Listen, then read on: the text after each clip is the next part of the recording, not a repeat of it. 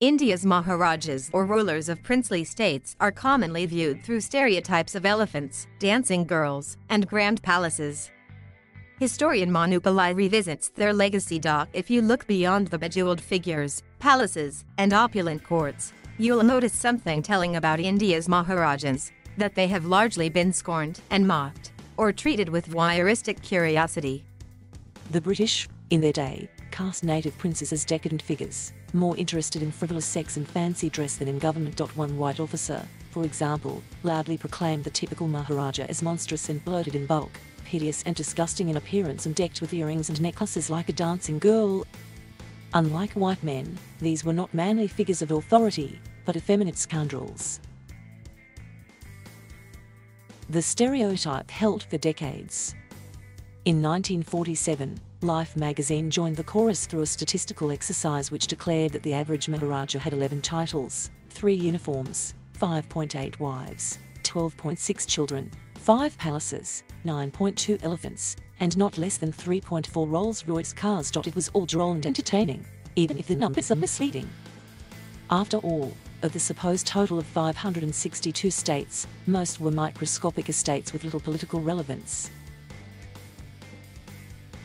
To lump 100-odd bona fide princes, ruling over millions, with glorified landlords and aristocrats owning a few square kilometers of real estate, not only watered down their status, it also reduced them to a caricature, something akin to equating Queen Elizabeth with a country squire. The fact, however, is that princely territories, spread over 2/5 of the Indian subcontinent and not under direct colonial control but linked through treaties and agreements with the Raja's vassals, featured rulers who were anything but the stereotype of glitter and parade. As Life acknowledged in the same piece, Cochin's Maharaja was more likely to be found bent over a Sanskrit manuscript than in the lap of a concubine, while Gondal's recently deceased ruler was a trained doctor. The big states were not ruled by tin-pot dictators drowning in wine and orgies, but by serious political figures, who saw their kingdoms as legitimate political spaces.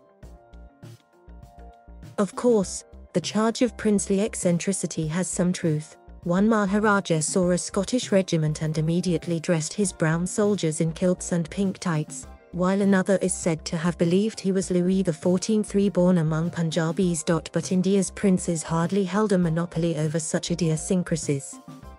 British monarchs had just as colourful pasts, as did elected politicians. In fact, even a man like Lord Curzon, among the stuffiest viceroys sent to India, had it in him to once play tennis stark naked. The image of the Maharajas as self-centered fools, then, not only misses the more interesting story but actively conceals it, as I discovered while researching my new book. Mysore's prince in southern India had elephants but also presided over a regime obsessed with industrialization. In Baroda, in the west, a journalist found that the Maharaja there allocated $5 to every 55 of his subjects for education, as opposed to $5 per 1,000 people in British India. Meanwhile, Travancore, in present-day Kerala, was celebrated as a model state for investments in schools, infrastructure, and much else. Indeed, it was in the princely territories that many early discussions on constitutionalism took off in India. So why is it that we only talk of harems, flashy cars, and sex scandals, when we think about the princes? For one, it was a convenient line for the Raj, presenting colonial officials as well-meaning, upright nannies, struggling to discipline a band of spoiled schoolchildren. To acknowledge that brown men could not only govern, but also in many cases, beat the British would expose the empire's so-called mission to civilize. The story also plays down the paranoia and fragility which defined the Raj. Though the princes were formally pillars of the empire, in practice they were restive partners, forever testing their overlords. Baroda, for instance, was the source of revolutionary anti-British literature, printed under such innocent titles as Vegetable Medicines. Mysore would not tolerate the local press going after its royal family, but coolly allowed editors to criticize the Raj. Jaipur's rulers cheerfully fudged their accounts, concealing millions in revenue to avoid paying a higher tribute. Besides, multiple rulers provided financial support to the Nationalist Congress Party in its fight for independence. Curzon, in fact, was convinced even in the 1920s that there were many Pillai among the princes, with an ardent sympathy for the nationalist cause. Odd though it may sound now, for much of the freedom struggle, the princes were actually seen as heroes. The achievements of the bigger states brought pride to nationalists, including Mahatma Gandhi, dismantling as they did the racist trope that natives could not rule themselves. But by the 1930s and 1940s things changed. In many principalities, often due to their own success in widening access to education, demands emerged for democratic representation.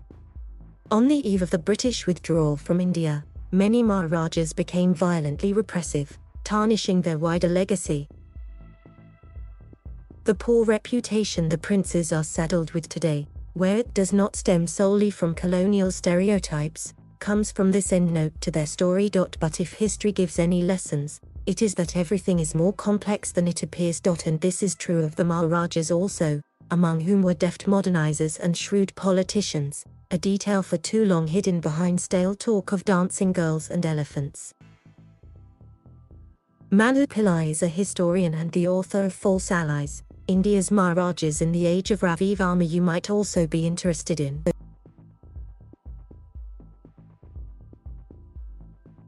Thank you for watching. Please subscribe.